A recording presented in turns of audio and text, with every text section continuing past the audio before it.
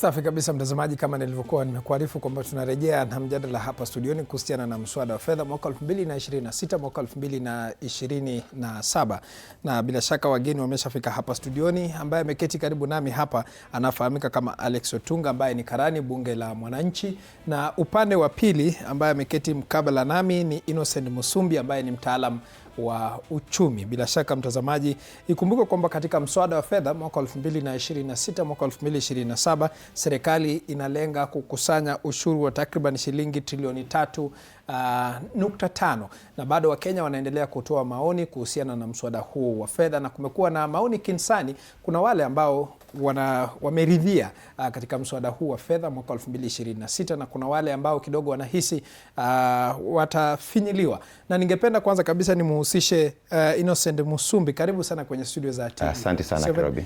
Naam, ningependa kufahamu kwa undani zaidi, na Wakenya ambao wako kule nje wangependa kufahamu ikilinganishwa na mswada wa fedha mwaka 2024 na ambao wengi ambao walikuwa wanapinga mswada huo walikuwa ni vijana hasa ambao walikuwa wanapinga mswada wa mwaka 2024, na sasa hivi kuna maoni kinsani ambayo inayotolewa katika mswada huu wa fedha mwaka 2026. Je, unahisi mbona serikali ilifanya maamuzi ya kutafuta mbinu nyingine ama kubadilisha njia ya kutoza ushuru? Kwanza Kirobi, ni vizuri Wakenya tuelewe ya kwamba Wakenya wengi hawaelewi finance bill ni nini, na ilikuja kwa uwazi sana wakati wa hayo maandamano ya 2024, wakati vijana Gen Z walianza kuulizia maneno yake, kuongelelea maneno yake, na ni vizuri Wakenya tujue ya kwamba finance bill imekuwa tangu jadi, na finance bill ni yule mpango wa serikali ya jinsi itaweza kukusanya pesa ambazo sasa zitatumika kufanya maendeleo, kulipa mishahara, kufanya hivi na vile. Na jambo la kwanza ni kwamba ni vizuri tuelewe ya kwamba tangu 2024 serikali imekuwa very careful, imekuwa ikiangalia sana isiongeze ushuru sana kwa wananchi, and especially wananchi wale wa kiwango cha chini, wale wako at the bottom of the pyramid. Na vile umesema, kuna zile bidhaa zimeongeza ushuru hapa na pale, ile mambo ya digital economy imeongeza ushuru hapa na pale, lakini pia tuelewe kwamba tunaendelea na ile public participation. Wakenya organization tofauti zinaendelea na kupatiana ule mwelekeo wao, mbona wanafikiri hii finance bill si sawa, kipengele hiki kitolewe, tuweke kile. Kwa hivyo bado inaendelea na kuundwa. Na kwa hivyo tunaelewa ya kwamba serikali imejaribu broaden ile tax base. Wale wa Kenya ambao wanatozwa ushuru wakuwe ni wengi, kwa sababu kumekuwa na ile formal na informal economy. Kwa hivyo unapata ni watu wachache sana ambao wanatozwa ushuru, na kwa sababu ni wachache unapata lazima sasa ushuru ikuwe juu. Lakini the moment tuna broaden hiyo tax base ikuwe kubwa, upate kuna a bigger pool yenye inatoza ushuru, itakuwa unapata ushuru umeanza kwenda chini kwa mwananchi wa kawaida. Lakini pia kulikuwa na hili swala la e-mobility, ambapo baadhi ya Wakenya wanasema kwamba iwapo serikali itaweza kutoza zile baiskeli ambazo zinatumia electricity kutoza ushuru, huenda basi ukawanyima wale walemavu nafasi ya kuweza kuafford bidhaa kama hizo, kwa sababu zinahitajika. Sijui maoni yako ni gani? Hiyo ni ukweli kabisa, na hiyo ni jambo umeona several organizations zimepatiana hiyo hoja, zikieleza ya kwamba kwanza e-mobility, unajua e-mobility si ni ile kuleta electrical vehicles huku, zinaanza ni vizuri Wakenya wakuwe encouraged kuzinunua, encouraged kuzi-import zikuje hapa kwa nchi, kwa sababu kwanza we are dealing with the issue ya climate change. Wakati tunaingia kwa electrical vehicles, hiyo e-mobility, tunajaribu kuhakikisha ya kwamba mambo ya climate change tuna mitigate. Number 2, ile over reliance kwa mambo ya zile fossil oils. Tukileta mambo ya e-mobility, we are trying to ensure ya kwamba mambo ya over-rely na mambo ya kuimport mafuta tumeenda chini. Kwa hivyo ni jambo ambalo linapaswa kuangaliwa, wa serikali isikize, na ikipelekwa kwa bunge, hiyo ni hoja yenye inapaswa kutolewa, na hiyo tax ikuwe either reduced ama itolewe kabisa, ndio to encourage hiyo mambo ya e-mobility. Naam, asante sana. Wacha nisikilize kutoka kwake Alex Otunga. Mara ya mwisho ulipokuwepo hapa tulikuwa tunajadili kuhusiana na mswada huu wa fedha na tukaweza kulinganisha 2024 na 2026 sasa hivi. Sijui kauli yako ni gani kuhusiana na baadhi ya maswala ambayo Wakenya wamekuwa wakizungumzia sasa hivi? Asante sana Bwana Kirobi. Kweli kwanza nitakubaliana na mtaalamu wa kiuchumi. Kwa kweli ukirejelea katiba yetu kifungu ama sehemu ya 114 inazungumzia the money bills ambayo inajenga msingi wa mswada wa fedha kila wakati wowote ule ambapo tunaandaa bajeti. Lazima serikali ikuwe na mswada wa fedha kwa sababu iweze kukadiria wanahitaji pesa fulani na zile ambazo watatumia ni pesa fulani, na kama zile wanahitaji ni nyingi kuliko zile ambazo wataweza labda kukusanya kupitia kodi, lazima watafute mbinu mbadala ambazo zitawawezesha kuweza kupata kodi hiyo. Na utapata kwamba vile ambavyo Bwana Innocent amesema na nilisema wakati nilipokuwa hapa ni kwamba katika taifa letu swala la mswada wa fedha wananchi hawalifahamu vizuri. Nikasema kwamba wakati huo kwamba ni muhimu sana pawe na uhamasishaji ili wananchi waweze kuelewa hasa tunapozungumzia mswada wa fedha tunazungumzia nini. Kwa sababu ukiangalia mswada wa fedha wa mwaka 2024, baadhi ya mambo ambayo wananchi walikuwa wanalalamika, kwa sababu wananchi wao hurejelea yale masuala ambayo yanawahusu moja kwa moja. Kwa mfano wakati ule walikuwa wakizungumzia ushuru kuongezwa katika bidhaa muhimu vya kimsingi. Kwa mfano unapozungumzia kitu kama mafuta, unajua mafuta pale yakiongezwa utapata kwamba kila sekta itakuwa imeathirika. Na ukiangalia tena sasa kuna baadhi ya mapendekezo katika mswada huu ambayo wananchi wa Kenya wengi hawakubaliani nayo. Awali tulikuwa tunazungumzia swala la kodi ya mapato, lakini tunapata kwamba serikali imesema kwamba hilo wameondoa.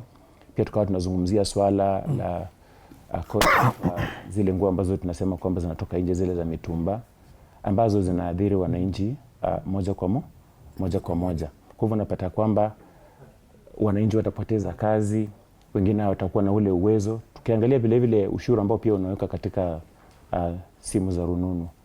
Lakini waziri ametueleza kwamba zile kodi zote 5 ambazo zilikuwa zimewekwa sasa zitatolewa zote, itakuwa ni moja tu na asilimia 25. Haya ni mambo ambayo yanahusisha Wakenya moja kwa moja. Kwa mfano ukiangalia vijana ambao walileta shida mwaka 2024, bado ukiangalia katika mapendekezo ya mswada wa sasa utapata kwamba bado kuna shida, kwa sababu wale ambao tunasema content creators wanatueleza kwamba kuna ule ushuru ambao unaitwa withholding tax. Kwa hivyo kabla ulipwe ushuru ushatolewa, wamekata tayari. Na sana sana wengi ambao wanahusishwa katika taaluma hii ni vijana. Kwa hivyo unapata kwamba vijana wengi wanatafuta kazi. Serikali inaambia vijana kwamba wabuni nafasi za kazi ama wanabuni nafasi za kazi, lakini sasa katika zile sekta ambazo wanabuni nafasi za kazi, kama ule ushuru utawafinya sana, watasaidika kivipi?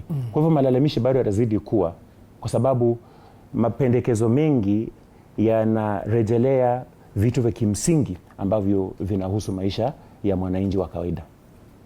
Naam, labda kwako Musumbi, kwa sababu Wakenya wangependa kufahamu ni mapendekezo yepi ya ushuru ambayo yataongeza bei ya bidhaa za matumizi, the basic commodities, kwa sababu hapo ndio Wakenya wengi ambao wana wasiwasi mkubwa katika mswada huu wa fedha.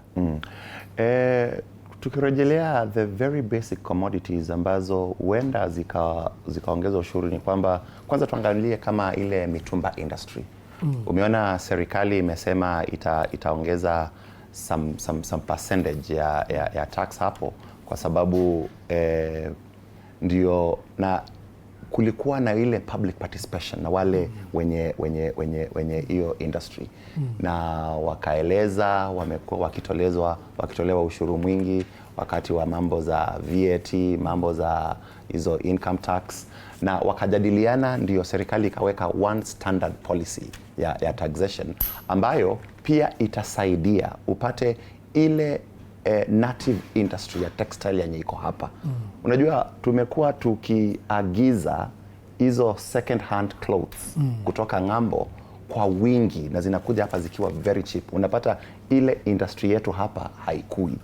Na unapata kuna wawekezaji wako hapa pia, tunataka to create employment. Unajua industrialization mara mingi ndio inaleta mambo ya employment. Kwa hivyo kama hatutahakikisha ya kwamba tumeshield zile industry zetu ndio zipase kukua na ziajiri watu wetu, utapata bado hatuja, sababu part ya ku expand hiyo income tax base ni kuensure ya kwamba Wakenya wengi wameajiriwa, na kama attract investors hapa wawekeze hapa na waajiri watu wetu, hatutaweza ku expand hiyo tax. Kuna ile ingine pia inaleta tashishwi, mambo ya kutax mambo ya rent. Mambo ile landlords wenye wako na manyumba, zile taxes zenye wanapaswa kulipa. Hiyo definitely itaongeza rent yenye inatozwa tenants. And definitely kuna huo mchakato wa Kenya wanahisi hii haipaswi kuongezwa, hii haipaswi kufanywa vile. Lakini ni vizuri sana kama Wakenya, na hiyo ndio narai sana serikali iensure ya kwamba kuna proper communication. Kwa sababu unajua saa zingine wakati tunaanza kuingiza siasa kwa mambo muhimu sana kama ya finance bill, we lose the point.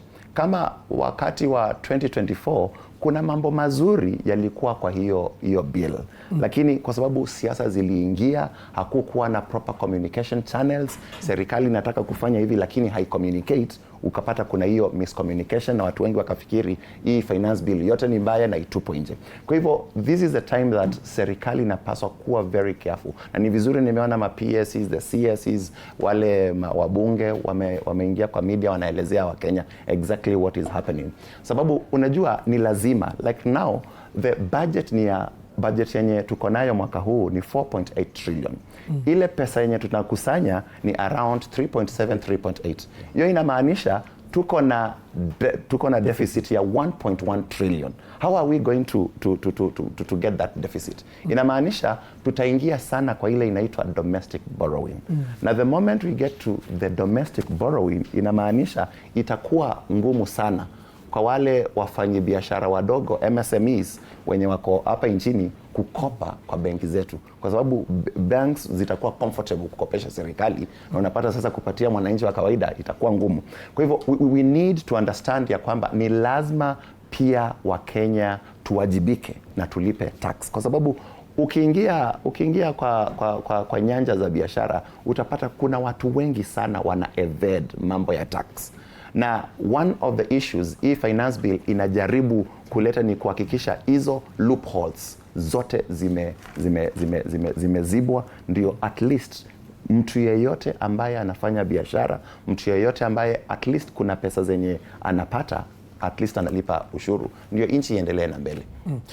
Kulikuwa na hili swala la kwamba wale wa Kenya ambao wameajiriwa ambao wanalipwa mshahara wa 30,000 na kurudi chini huenda wakapata afueni katika mswada huu wa mwaka 2026, mwaka 2027. Na hapo kidogo kuna wale ambao walikuwa wamefurahia mapendekezo hayo, na ukiangalia hasa wale watu ambao wameajiriwa na ukiangalia mfumo wa ulipaji wa salary hasa katika taifa hili la Kenya, watu wengi wapo katika hiyo bracket ya kuanzia 50,000 na kurudi chini, na hawa ndio drivers of the economy, kwa sababu wengi ni wale wa kununua kitu kila muda ama kila wakati. Je, unahisi afueni hii itawasaidia wale waajiriwa? Watafurahia mapendekezo hayo? Na je, Wakenya wamechukulia mtazamo huu namna gani? Ukweli ni kwamba hii itasaidia Wakenya sana. Unajua hii serikali ya Kenya Kwanza iliingia kwa power, iliingia kwa zile hatamu za uongozi na ile clarion call ya hustler economy, kuhakikisha yule mwananchi wa kawaida, yule ako pale at the bottom of pyramid, anainuliwa ndio apande huku juu. Na kwa hivyo wakati serikali imepatiana hiyo proposal ya kwamba wataondoa ile pay as you earn kwa yeyote mwenye anapata 30,000 kwenda chini, na mwenye anapata 50,000 kwenda chini itakuwa reduced by 5%. Hiyo ni afueni kubwa sana, kwa sababu ukiangalia Wakenya, statistics zinaonyesha Wakenya wenye wanapata 30,000 kwenda chini, it's almost 1.5 million. Kwa hivyo kama watu 1.5 million watakuwa wamepata hiyo afueni, wakuwe wametolewa kwa hiyo bracket ya pay as you earn, itakuwa ni afueni kubwa sana. Ni hoja nzuri sana yenye CS wa Treasury alikuwa amepatiana mwezi wa pili, lakini hatujaiona kabisa ikiletwa kwa hii finance bill. Lakini ndio nimekuambia, kwa sababu mazungumzo bado inaendelea, by the time yenye hii finance bill itakuja kuletwa kwa bunge, tunatumai hizo hoja zitakuwa zimewekwa pale, na ni jambo nzuri sana. Kwanza, kama serikali ya William Ruto iko na zile interests za mwananchi wa kawaida, hiyo ni jambo lenye linapaswa kuwa kipao mbele kuhakikisha ya kwamba iko kwa hii finance bill. Naam. Kidogo nilikuwa nataka niongezee kidogo sana. Hata nilitaka nikuhusishe kuhusiana na hilo swala. Naam. Kwa sababu hii afueni ya kodi ya mapato ambayo tunajaribu kuzungumzia, tax relief. Mimi nilisema kwamba, na bado nitarudia kusema kwamba, ni kana kwamba serikali inajaribu kutumia mbinu ya uhusiano mwema na umma, kwa sababu waziri wa fedha alitueleza kwamba hilo pendekezo litatiliwa maanani. Lakini ukiangazia, ukirejelea mswada wenyewe ambao umeletwa bungeni, hilo pendekezo halipo. Kwa hivyo utapata kwamba labda waziri aliingiza swala la siasa katika swala hili la kupunguza kodi, afueni ya kodi ya mapato ya wananchi wa Kenya. Zaidi na hayo, kwa sababu mswada huu tunaangalia yale mambo ambayo yatamfinya Mkenya. Tumezungumzia ule ushuru ambao ni wa simu, na niliwaeleza hapo awali ya kwamba kuna Wakenya wengi sana ambao wanategemea simu kufanya biashara zao. Kwa hivyo kama gharama ya simu itakuwa juu zaidi, Wakenya wachache wataweza kumudu kununua simu. Lakini kumbuka, nikakueleza pia matumizi ya simu yanachangia pia serikali kupata ushuru. Kwa hivyo iwapo matumizi ya simu ama idadi ya watu ambao wanatumia simu itarudi chini, vile vile serikali itakosa kufanya nini? Kupata ushuru ambao imelenga. Kwa sababu vile ambavyo mtaalamu ametueleza hapa, the government is trying to widen the tax bracket. But then when we reduce the number of those who are using those funds for their own, for example, those who are running their own businesses using funds, then it means that the government will miss it. Pia tukasema kwamba tunazungumzia mambo ya digital content, because wasema kwamba wananchi wanataka watoe ile 5% ambayo serikali ilisema itaongeza. That is withholding tax. Kwa sababu wewe ukishafanya kazi yako alafu umetuma katika mtandao, labda unatakana ulipwe, wanakata ushuru, wanatuma KRA kabla ya kupatia. Lakini wale wa Kenya ambao wanajihusisha katika biashara kama hiyo, wanataka kupata zile hela ndio ziokoe maisha yao. Tena mapendekezo mengine akasema kwamba KRA itakuwa na ule uwezo wa kufanya udukuzi, wajue mambo yako yote ambayo yanahusiana na masuala ya fedha. Labda kuna yale ambayo ni njia halali. Sasa kufuatilia kila jambo pia lile watu wengine watakufa moyo, kwa sababu serikali lakini nadhani serikali ilisema kwamba haina lengo la kuweza ku-access simu za watu na pesa ambazo zinatumwa katika mtandao wa M-Pesa. Lakini ujue ni pendekezo walitoa na hawajatueleza kama limetolewa. Na kumbuka kwamba serikali inalenga, na kulenga kupata ushuru wa kutosha, lazima serikali itumie KRA. Sidhani kama KRA ndio itawasaidia sana kuweza kupata zile pesa ambazo wanataka kutumia. Pia wakasema kuna 20% kwa the betting, for betting. Still they're talking about withholding tax 20%. Unajua kuna watu wengi ambao wanacheza mchezo wa kamari, gambling. Wale ambao wanafanya betting, kuna watu wengi ambao wanapata pesa sana. Kwa hivyo 20% ya ushuru inaingia pale. Kwa hivyo kama nilikuwa labda kila weekend napata kama shilingi 10,000 ama shilingi 3,000, weka 20%. Kwa hivyo unaona hiyo it is raiding Kenyans pockets. Alafu pia wakasema there is going to be mandatory invoice of small scale business similar to zile zinakuwa ETMs, ya? Sasa wale watu ambao wanafanya biashara ndogo hii, kweli tukiwalenga wao, sasa hata kama tunatafuta ushuru wa shilingi 100 kwao, ushuru wa shilingi 50 kutoka kwao, mimi nadhani hao wangekuwa katika kile kitengo ambacho wawe tena uhuru wa kufanya ile biashara, ili wakipata hela za kutosha zinaweza kutumika kwingine ambapo bado wanaweza kuwa wanalipa ushuru kama hata itakuwa moja kwa moja, kwa sababu wakilengwa hapa serikali inataka kuchukua ushuru moja kwa moja, lakini wanapotengeneza pesa hizi kupitia biashara, kuna bidhaa ambazo wataenda kununua, kwa hiyo bado watakuwa wanalipa ushuru kwa njia ambayo si ya moja kwa moja. Ningependa kuchangia tu kidogo kwa hiyo hoja. Unajua, it's a very delicate balancing act. Unaona hii jua kali industries, ndio hiyo informal sector. Kuna watu wanafanya biashara ya jua kali. Enda hapa tu Kamukunji, wale watu wanatengeneza zile metallic boxes, wanatengeneza vitu pale tu za chuma pale za mabati. Utapata kuna wenye ni wadogo, lakini kuna wale wako informal kabisa. They are not, hawako kwa rada ya KRA, lakini ni watu wanatengeneza pesa mingi sana. Shikilia hapo Msumbi, kwa kutengeneza pesa. Wacha tusikilize huyu mtazamaji ambaye anapiga simu, John, kutoka maeneo ya Nandi. John, kama unanipata kwa njia iliyo safi zaidi, mchango wako ni gani hapa studioni? Hello, TV47. Naam, nakupata vyema. Ningependa kuchangia kwamba sisi wananchi hatukatai kulipa ushuru. Naam. Lakini inaonekana ya kwamba unajua kulipa ushuru hatuoni ile faida ya hiyo ushuru inafanya. Alafu ya tatu, naam. Hatuoni yani tukifanyiwa kazi sana kulingana na ile ushuru tumekatwa. Naam. Alafu serikali naye hawasikizi mahitaji ya wananchi, yani vile wananchi wanataka ipelekwe. Yani tumekosa fedha ya kusukuma biashara, alafu tunakatwa pesa mingi kulingana na ile kulingana na mapato. Niyo machache. Asante TV47. Naam, asante sana John kwa kauli hiyo. Kuna hoja moja nilikuwa namalizia ama it's okay. Ambayo ni increased taxes on digital transaction and bank charges especially. Unaona, kwa mfano tunalipa wakati mwingine tunafanya transaction zile za m-banking na kadhalika. Unajua wakiongeza, kama wataongeza ushuru, kama ulikuwa unalipa shilingi, kwa mfano umeenda kwa ATM umetoa pesa kama shilingi 10,000 umelipa shilingi 50, wakiongeza ushuru inamaanisha kwamba kile kiwango cha pesa ambazo utakuwa unakatwa zitaongezeka. Labda kama shilingi ilikuwa ni 40 zinakuja shilingi tuseme 60 ama 70. Kwa hivyo hata kama itaongezeka na shilingi 10 ama shilingi 20, unajua tunaangalia when we talk about these digital transactions, there are several. So actually it is still raiding Kenyans pocket. Na hivi vitu ndogo ndogo ndivyo vinavyochangia uchumi. Kwa hivyo tukiwakandamiza wa Kenya, basi pia serikali yenyewe pia itakuwa na tatizo kubwa sana la kupata uchumi. Kwa sababu hizo njia, kama serikali itapatia wa Kenya afueni, wakuwe na uhuru, because we should be encouraging Kenyans to pay tax. But we cannot encourage them when we are very punitive to them. So if they increase, perhaps maybe I would rather choose and go and maybe withdraw money across the counter once. But when I'm withdrawing over the ATM, I can do it several times. And whose benefit is the government, because any time ile transaction kuna ka tax kanaenda kwa serikali, lakini wakiongeza naona kwamba kile kiwango kimeongezeka. I will avoid that. So when I avoid, the government is missing whatever 5 shillings it was going to get from me. They may be very small things, but they will be discouraging Kenyans from what? Paying tax. From paying taxes. Hoja nzito sana umetoa. Yeah.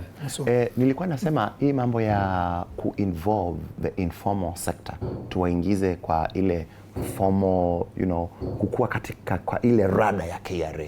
Sababu nilikuwa naeleza kwamba ukienda pale Kamukunji utapata kuna watu wanafanya kazi pale na wanapata pesa mingi kuliko hata mtu mwenye ameajiriwa kwa white collar job. Kwa hivyo it is a delicate balancing act. Upate wale formal sector wenye wananunulia hawa wako kwa jua kali, wanawaleta kwa ile system ya e-teams. That is why now KRA wameleta hiyo mambo ya e-teams.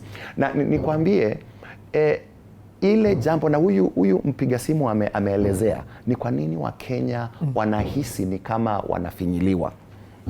Ukienda nchi za Ulaya kama Denmark specifically, utapata ile tax inatolewa mwananchi, it's way above 50%. Actually, to be specific, Denmark is around 53 to 54%.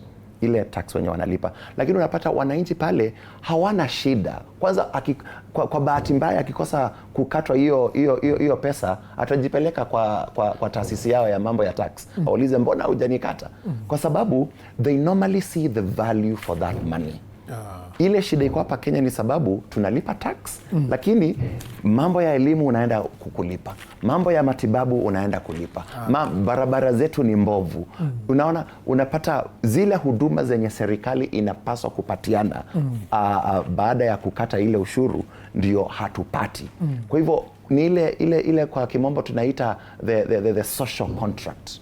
The government is not abiding to the tenets za social contract. Upate kama sababu mwananchi delegate hiyo authority yake ya pesa zake kuwa administered na serikali. Kwa hivyo serikali ikipata zile pesa, tusione mambo ya corruption, tusione mtu ameingia kwa serikali na sasa amekuwa mtu mwenye pesa mingi, tusione ile wastage yenye tumekuwa tukiona. Hiyo ndio italeta mambo ya ushuru ikuwe streamlined, na upate kila Mkenya ana feel ile patriotism. Pesa zangu nikizipatiana, nikilipa ushuru nitaziona, sitaenda kulipa. Sababu unaona right now Wakenya wengi especially wenye wako na pesa kiasi lazima wapeleke watoto wao private schools. Ukipeleka mtoto private school inamaanisha unalipa kila kitu.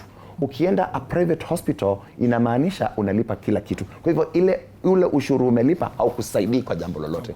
Kwa hivyo ile tunahitaji kuhimiza serikali sana ni eradicate mambo ya wastage, eradicate mambo ya corruption. Upate ile pesa yote mwananchi ametoa in form of tax imetumika vizuri, na ndio utaona Kenya mambo itakuwa shwari kabisa. Kumaanisha Wakenya hawana matatizo ya kutoa. Hawana. Nakwambia ikiwa utalipa ushuru yako Kirobi leo na utoke hapa nje usipate jam, barabara zinasonga vizuri, hakuna potholes, sababu tunapoteza pesa mingi tukitengeneza gari, sababu ukiendesha gari inaenda inapiga pothole, shock ni hiyo, lazima ubadilishe. Musumbi, kuna hoja ambayo kaka hapa ametaja kuhusu serikali inafaa kuwahimiza Wakenya, it should be encouraging Kenyans kutoa ushuru, bali sio kuwakandamiza na kutafuta mbinu ya kuweza kuchukua fedha ambazo wanakusanya kujiendeleza. Exactly. Hiyo hoja, let me tell you, number one, the government, tukiwa very logical, serikali yetu iko between a hard place and a rock. Kirobi, unajua kila shilingi 10 yenye serikali ya Kenya inakusanya, 8 shillings zinaenda kulipa deni. Ndio tunabaki na hata maswali ambayo Wakenya wanauliza, je, serikali imekuwa ikilipa hayo madeni? Tunalipa madeni. Tunalipa madeni. Sababu tungekuwa hatulipi, tungekuwa tumetolewa kwa global finance system kabisa. Uliona nchi zenye zili default, nchi kama Ethiopia, nchi kama Angola, uliona zilienda chini kabisa. Kwa hivyo what we need to do kwanza ni hiyo, unaona hiyo mambo ya corruption, hiyo mambo ya wastage, hiyo mambo ya kuhakikisha tuna manage our debts vile inapaswa kuwa managed. Angalia nchi kama Namibia, nchi kama Mozambique. Nimeona Namibia wiki iliyopita walilipa deni yao yote, wakabaki zero without any debt. That is a kind of a situation we need to see in Kenya. Sababu hizi debts ndizo zinaturudisha nyuma. Na ile kitu mbaya zaidi ni kwamba hizi pesa tukizikopa zinafanya nini? Sababu every debt 2014 Kenya ilikopa almost $2 billion kwa ile Eurobond tulifloat. Hiyo pesa nobody can account ilifanya nini, na hiyo sasa ndio inarudisha nchi yetu nyuma. Kaka Alex Otunga, kabla sijakuuliza swali, kuna mtazamaji hapa ambaye anafahamika kama Victor kutoka maeneo ya Kisii. Victor, hoja yako ni gani hapa studioni kabla sijauliza swali lingine kwa Otunga? Okay. Before ulize mwalimu Otunga. Naam. Mimi nilikuwa najaribu kujadiliana kwa sababu ukiangalia hii nchi yetu sasa hivi. Naam. Unapata pesa mingi, wanafanya mjadala mzuri. Okay, mjadala wenyewe uko sawa na nani, hao wabunge wetu wanafanya mjadala mzuri. Naam. Lakini pesa mingi zao hutoka nje ya ile mjadala yenye wamepanga, unaona? Ukiangalia vizuri pesa tunazo Kenya, tuko nazo vizuri sana. But ukiangalia jinsi zinavyotumika na pesa mingi kwenye zinawekwa, hatuna. Sasa kama mimi mwana youth, unapata hapa mbeleni miaka ijayo unapata sisi pesa aziyuko kwa kuunga youth ndio government ya kesho. Unaangalia? Naam. Wamezingatia hizi vitu hizi za hapa tu hapa, lakini hawaangalii maisha ya mbeleni. Naam. Mimi ombi langu ni wakikaa chini kuangalia pesa zetu zenye zinatumika, uangalie maisha ijao kwa hii Gen sasa hivi. Naam. Unaelewana? Na pesa zetu tuziangalie venye zinatumika na zifuatiliwe taratibu. Naam. Nashukuru kwa hayo yote, naomba msalimie Mwalimu Otunga, alinifunza pale Nairobi, Ruta Satellite. Naam, asante sana kaka kwa hoja hiyo Alex Otunga. Kuna hili swala ambalo Wakenya wengi wangependa kujua zaidi, Otunga. Je, serikali ina mipango ya kuwazuia wanabiashara kutoongeza bei za bidhaa, kwa sababu hapo ndio kuna hofu nyingi sana kwa wananchi ambao wanatumia bidhaa mbalimbali? Unajua, tunapozungumzia swala la ushuru, serikali haijajitokeza na haiwezi kujitokeza moja kwa moja kuwazuia, kwa sababu kuna baadhi ya bidhaa. Kwa mfano, nichukulie mfano wa ushuru ambao unawekwa kwa simu, na wamesema kwamba the moment that phone is activated, then the tax 25% apply. But then they are saying it is me who is going to buy the phone, but I'm not the one who is going to pay the 25%. So if I'm the dealer, the one selling the phones, I definitely know that the moment the phone is activated, then I will have to pay 25%. So what am I going to do? If that phone was costing 40,000, then I'm going to sell it at 60,000. So that if that tax of 25% applies, then it has been taken care of. Because there is no way I'm going to pay 25% tax, then I'm going to sell the same product at a cheaper price. It is not possible. So, lakini tayari mwenye simu tayari ameshauza simu yenyewe. You know the way this tax is going to apply, because when I was doing my research, actually they're not saying that the one buying the phone is the one paying 25%. You see the one who imported the phone, the dealer, is the one who is going to pay that 25%. And that is why, so when that phone comes, when you buy, you're going to buy it at an expensive price already, so that exorbitant price, that 25% is taken care of. Sasa serikali ikikuja kuchukua ushuru wake, tayari ushalipia. That is why the phones are going to increase. And how is the government going to stop that if they want the same 25%?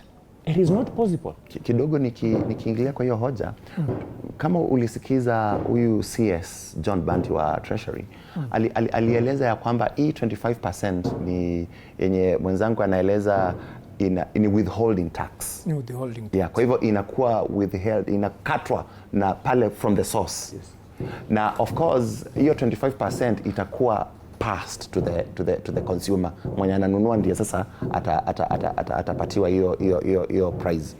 Lakini vile Banti alikuwa anaeleza ni ya kwamba kumekuwa na a lot of taxes zenye zimekuwa zikitolewa au wenye wana import simu. Na kwa hivyo wameconsolidate ikue just one bracket ya tax, hiyo 25%. Kwa hivyo itakuwa ni hiyo 25% na kuna kitu ingine. Because ilikuwa ikikuja kwa duka bado inachajiwa excise tax, inachajiwa import tax, lakini sasa unaona it's just one tax, one collective ya 25%. Kwa hivyo somehow utapata kwanza hata imeleta afueni kidogo. Imeleta afueni kidogo kwa mwananchi wa kawaida. Na pia ukumbuke hizi ni zenye zinakuwa imported. Kuna zile simu zinakuwa assembled hapa Kenya. Hizo zimekuwa waived tax. Kwa hivyo inamaanisha ile simu inakuwa assembled hapa locally itakuwa kwa bei ya chini. Kwa hivyo unaona ni ile kitu pale mwanzoni nilikuwa naeleza, kujaribu wale wawekezaji wenye wamewekeza hapa kwa nchi yetu wapate incentives zenye wanaweza kuongeza biashara zao na kuajiri Wakenya wengi. Kirobi, wacha nikupatie example moja nimesoma ya kule China. China tumekuwa tukisoma ya kwamba kule wakati wa 1963, 1964 tukichukua independence, we were almost at the same level in terms of economic growth na wao. Lakini where did China and other Asian tigers do different wakatupita sisi kama Wakenya? Ni kwa sababu walikubali mambo ya foreign direct investments. Sababu Foreign direct investment. Yeah, foreign direct, wale wawekezaji kutoka nje wakuje wawekeze katika nchi yetu. Ukienda China leo utapata hii company inaitwa Apple yenye inatengeneza iPhone. It is creating more than 5 million jobs every year. 5 million jobs every year. Kwa sababu iPhone haitengenezewi America, inatengenezewa China. A little bit of it inatengenezewa Vietnam na ingine Taiwan. Sababu wameweka zile incentives how hizo multinationals zikuja kwa hiyo nchi. Na hiyo ndio tunapaswa kufanya hapa Kenya. Can you imagine tukiwa na multinational moja yenye ina employ 5 million Kenyans? Hiyo itasort issue ya unemployment hapa Kenya. Kwa hivyo these are the issues zenye tunapaswa kuwa tukiziangalia, na if we will be able kuongeza hiyo employment, watu wengi wakuwe wameajiriwa, itamaanisha ni watu wengi watakuwa wakilipa tax na tutakuwa tukilipa tax yenye iko chini. Yeah. I was still on the question you had asked a question. Na nataka nikueleze ya kwamba mimi sioni kama serikali iko na mpango yoyote ya kuwasaidia Wakenya, sasa kutokana na wale ambao labda wanauza bidhaa muhimu ambao labda wanapanga kuongeza bei za bidhaa. Unajua wataongeza bei za bidhaa kwa sababu ya ushuru. Now, when you look at the same government, if you look at Mbadi very well, he's actually defending this finance bill and among his other issues that Kenyans have raised. So defending that finance bill, what does it mean? That the government is determined to get tax. And the government cannot relent, because if they relent, they know very well they're not going to meet their targets. So there is no way the government is going to cushion Kenyans so that Kenyans are not exploited through higher prices on very basic commodities. A very good example, umeona when we had a problem of fuel. And remember when our president took over 2022, the fuel levy, right? He increased to which percent? I think it was from 8 to 16? Yeah, 8 to 16. 16. Sasa hivi akapunguza from 16 to 8. Alafu Wakenya wakasema, because we are having a crisis right now, and this crisis is not long lasting for just a given period of time, why don't you make it? Why don't you just remove 16%? 16%. You've seen even the finance minister coming to defend the same, when he could have done the same and give us a grace period of like 4 months. And then when the situation normalizes and the oil is being purchased at a global price, then we go back to that 16%. So if they can't remove that 8%, do you think they are going to cushion Kenyans on the tax they are going to impose and they want to get the tax? I think they will not. And that is why Kenyans are still complaining, because the government has not come out very clearly with plans and the mechanisms. In as much as it is imposing taxes, right?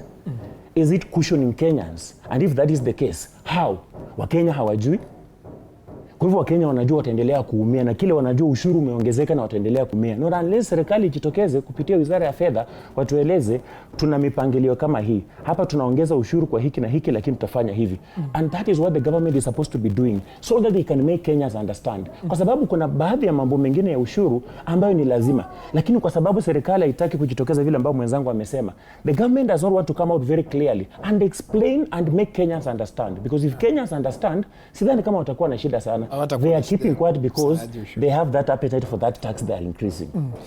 Shikilia tu hapo kidogo, nitakuwa narejea kwake na Msumbi, lakini wacha tusikilize maeneo ya Kericho. Tuungana naye piga simu ambaye anafahamika kama Geoffrey.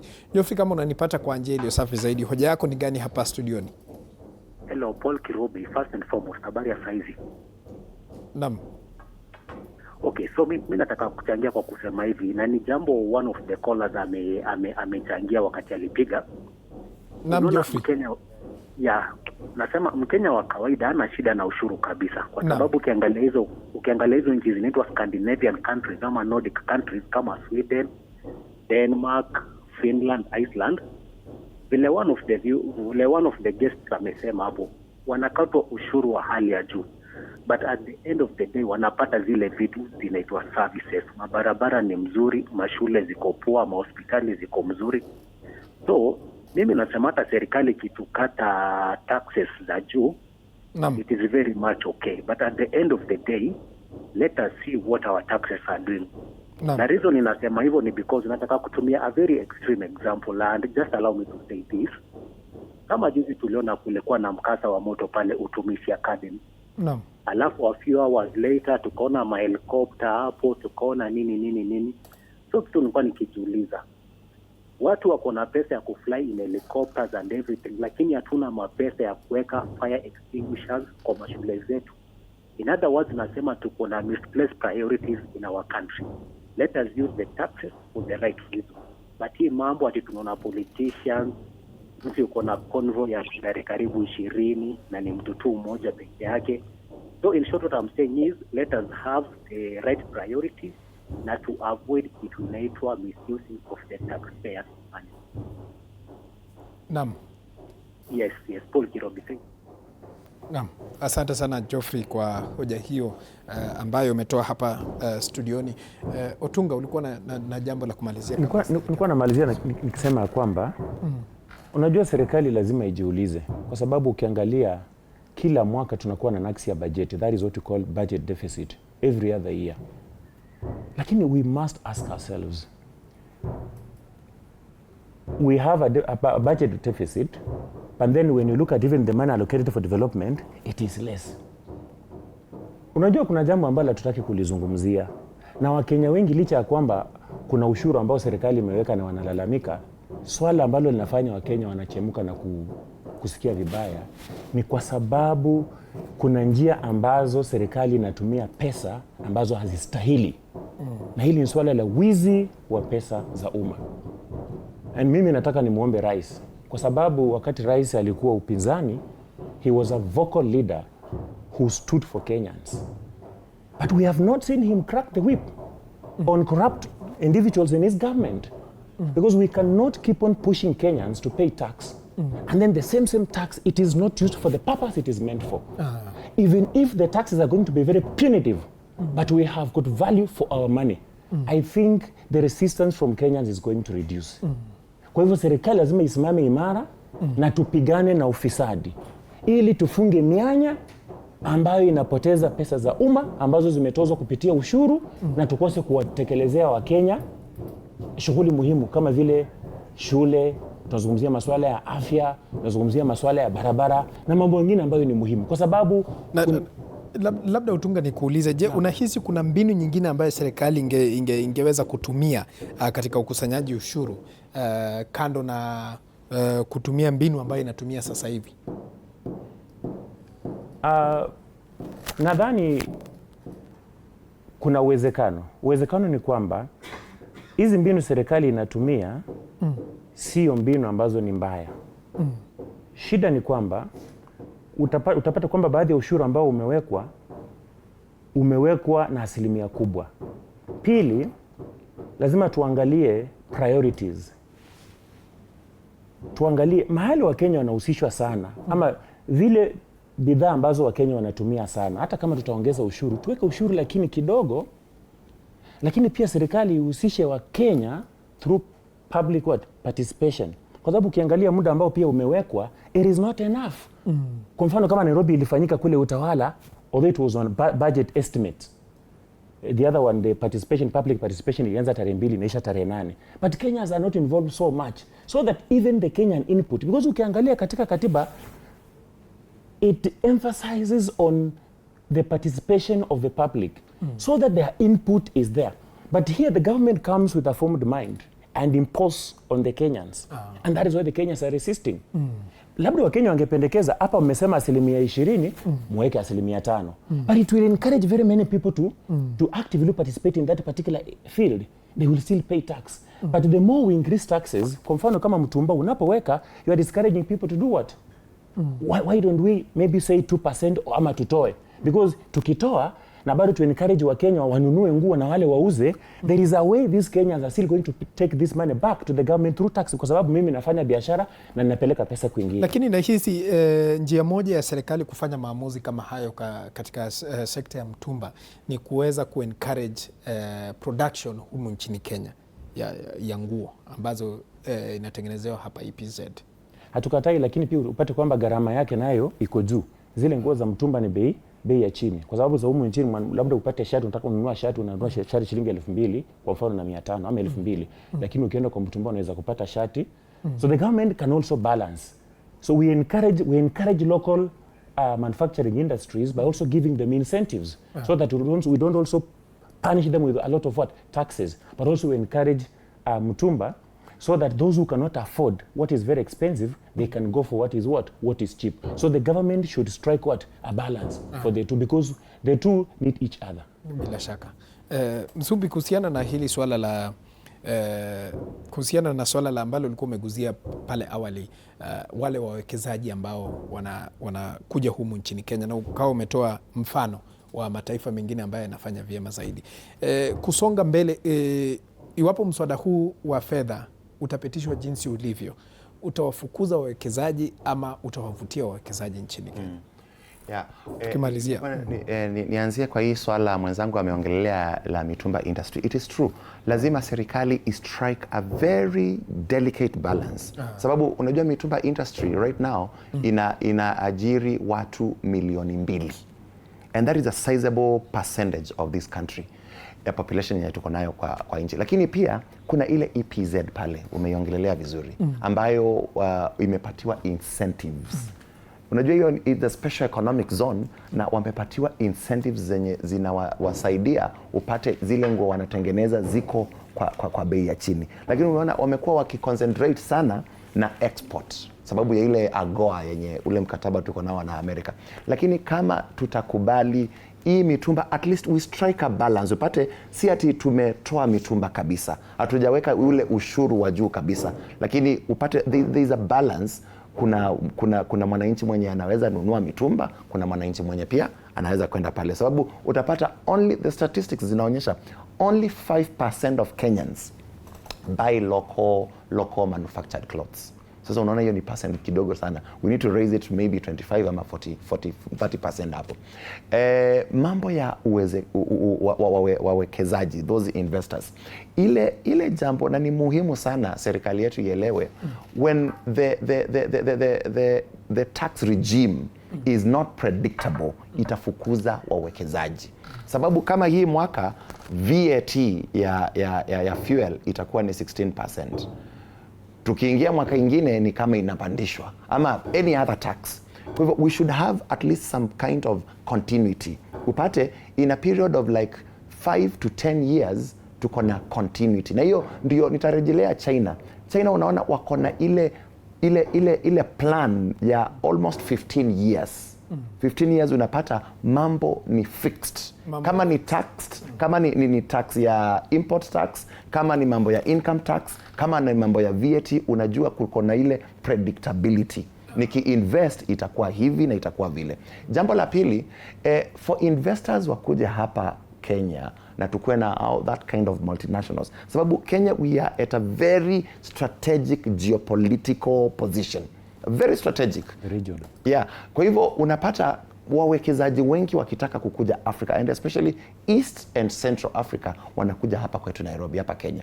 Kwa hivyo kama tuta promote mambo ya infrastructure, na hiyo tutasema serikali ya Kenya kwanza inajaribu, sababu tunaona wanajaribu ku-expand mambo ya barabara, wanajaribu ku-expand mambo ya SGR vile inavutwa kutoka Naivasha kwenda Kisumu kwenda Malaba. Tunajaribu sababu it is proper infrastructure ambayo itavutia investors wa kuja hapa. Naam, asante sana Innocent Musumbi. Kwa sekunde za kuhesabu, Alex Otunga, ungependa kushinikiza nini hasa? Mimi nitahimiza serikali ya kwamba mbinu ambazo wanatumia za kuweka ushuru, hata kama ni ushuru mpya, kwa sababu kila mswada wa kila bajeti wa kila mwaka lazima uje na ushuru mpya. Nadhani waweke kipaumbele mambo muhimu na waweke ushuru ambao pia unawajali wa Kenya. Zaidi ya hayo, lazima serikali ikuwe tayari kupigana na swala la ufisadi. Haya matatizo mengi ambayo tuko nayo, hata kama tunakusanya ushuru, alafu mwaka kesho tena tunaongeza bajeti, lakini hatuoni kazi ambayo zile hela ambazo tulikusanya kupitia kodi, tutakuwa tunafanya kazi bure. Tunataka kuona serikali ikishughulikia swala la ufisadi na tuone watu wakifungwa. Sio wale wezi wa kuku peke yake ndio wanafungwa, wengine wanapatikana na pesa nyingi, alafu wakienda kotini wanaachiliwa. Alex Otunga. Nimeona sehemu ambapo unaelekea. Asante sana Alex Otunga ambaye ni karani bunge la Mwananchi, na asante sana upande wa pili Innocent Musumbi ambaye ni mtaalam wa uchumi. Asante sana pia wewe mtazamaji kwa kufuatilia matangazo haya moja kwa moja kutoka hapa katika makao makuu ya TV47. Muda wangu umekamilika, na bila shaka tutakuwa tunakamilisha mjadala huu hapa studioni. Shukrani za dhati.